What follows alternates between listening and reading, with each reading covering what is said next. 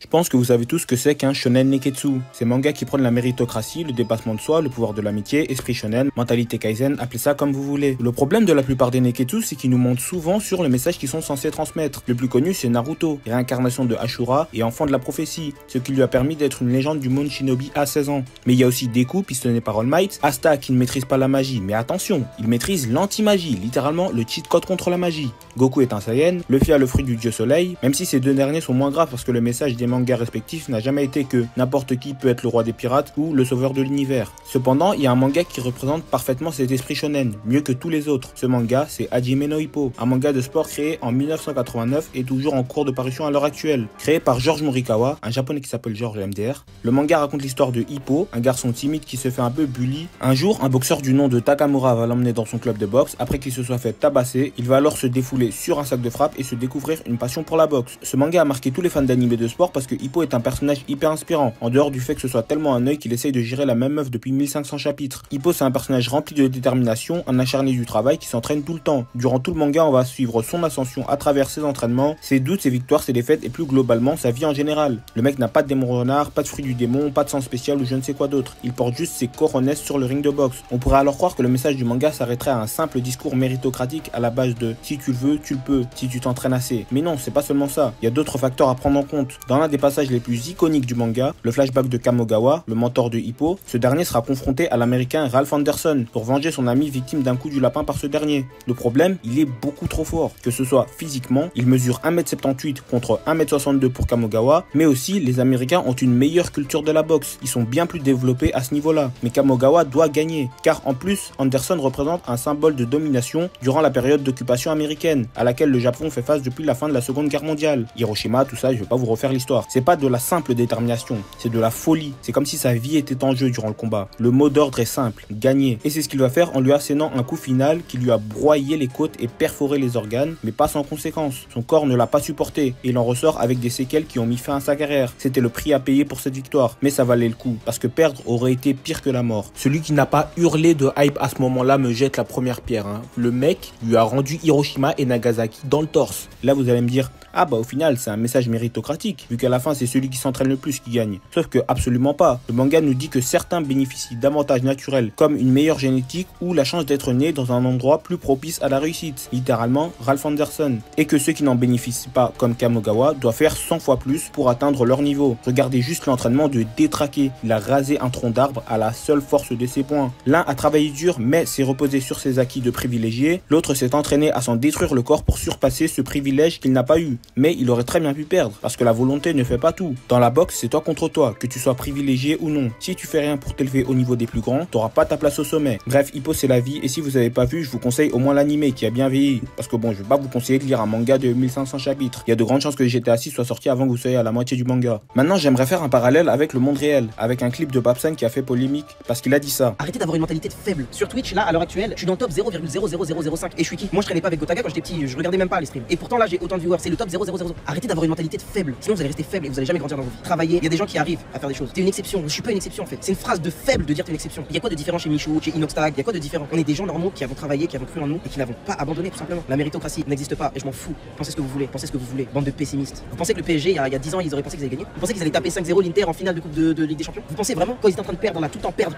Vous pensez que c'est pas lié au travail ça les gars? Ok, il y avait l'argent de Nasser, ok, mais Dembélé il a travaillé, Doué il a travaillé, ils ont travaillé. Mais vous croyez trop que l'argent ça résout tout? Vous m'énervez parfois, vous avez tellement une mentalité de perdant. Pourquoi vous pensez comme ça les gars? Ça me dépite. On n'est pas perdant, juste réaliste. C'est une phrase de perdant. T'as perdu, bah recommence. Fin. En fait toi tu vas perdre 10 fois et tu vas dire moi je suis réaliste, en fait je suis trop nul, j'arrive pas. Bah ouais, t'es un perdant frère. En fait en disant ça, il a tort. Ce dont je vous parle depuis le début avec Ippo, ça s'applique pas à la vraie vie. La boxe c'est un sport hyper physique qui nécessite limite que tu consacres ta vie aux entraînements. Tu peux être le fils de Mike Tyson, si tu préfères aller au McDo qu'aux entraînements, tu ne seras jamais quelqu'un dans ce milieu. Alors que dans le monde réel, si tu es le fils d'Elon Musk, tu joues la vie en mode facile et t'as rien à faire pour réussir. Ton père a déjà réussi pour toi. Donc même avec tous les efforts du monde, certains ne pourront jamais atteindre les plus pistonnés. Et son exemple avec le PSG pour appuyer ce qu'il dit est totalement bancal, étant donné les milliards qui ont été dépensés sur le marché des transferts depuis l'arrivée des Qataris. Cependant, ce qu'il dit n'est pas totalement faux, juste pas assez nuancé. Et pour ça, j'aimerais faire un parallèle avec moi-même. Entre mars 2023 et septembre 2024, sur la chaîne, j'ai sorti aucune vidéo. Rien, j'ai donné aucune nouvelle. Tout simplement parce que j'ai eu une baisse de motivation. Et que comme j'allais commencer la fac, en plus que j'avais trouvé un travail, je me suis dit que j'aurais jamais le temps de jongler entre YouTube, les études et le taf. Au fur et à mesure, je me suis rendu rendu compte que malgré tout, j'avais quand même pas mal de temps libre où je faisais rien de productif. Je suis donc revenu parce que la seule chose qui pouvait me faire réussir sur YouTube,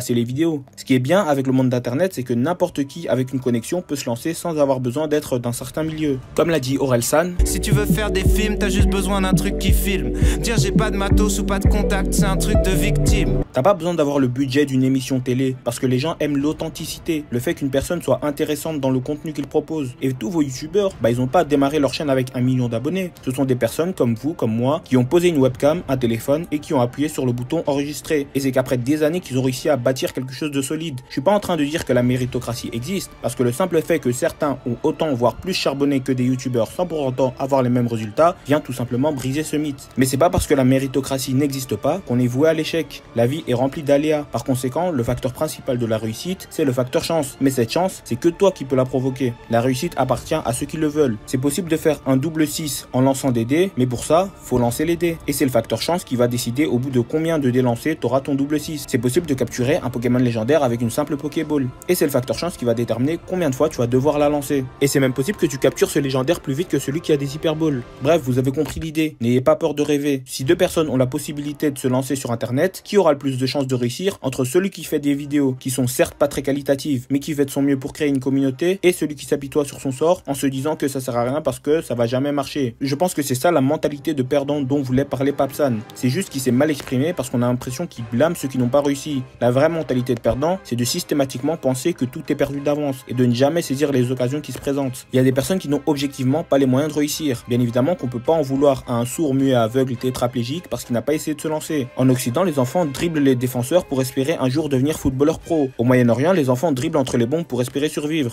L'égalité des chances n'existe pas. Par contre, chez ceux qui peuvent réussir mais qui ne le veulent pas, le discours de Babsan est bien plus intéressant. Ceux qui n'ont aucun problème de santé, du temps libre à tuer, une passion ou un contenu qu'ils veulent partager, le matériel nécessaire pour upload, entre autres un logiciel de montage et une connexion internet, y a rien qui devrait les empêcher de faire ce qui leur plaît. Alors il y a quelques excuses qui peuvent justifier ça, entre guillemets, j'en ai relevé 3 principales. Tout d'abord, il y a la flemme. Bien sûr, t'as le droit d'avoir la flemme. Si t'as pas envie d'investir du temps, c'est pas grave, tu peux aspirer à une vie modeste sans prendre de risques, c'est ton choix. Comme excuse, il y a aussi le regard des autres, les moqueries, les critiques. Vous voyez, au collège, j'avais toujours un mec qui faisait des vidéos pas ouf sur YouTube et tout le monde se moquait de lui. Moi, je faisais partie de ceux qui se moquaient et qui rabaissaient gratuitement. Probablement par complexe d'infériorité parce qu'à cette époque, j'aurais jamais eu les couilles de faire pareil pour réaliser mon rêve. En fait, j'étais pas un bon ami. Heureusement, aujourd'hui, j'ai pris en maturité et je soutiens tous mes proches dans tous leurs projets. Donc, en ce qui concerne le regard des gens, entourez-vous des bonnes personnes. Ceux qui veulent vous voir échouer ne sont pas vos amis. Et en parlant d'échouer, justement, la dernière raison, c'est la peur de l'échec. Et laisse-moi te dire quelque chose. Si t'as un projet ambitieux, tu vas probablement échouer.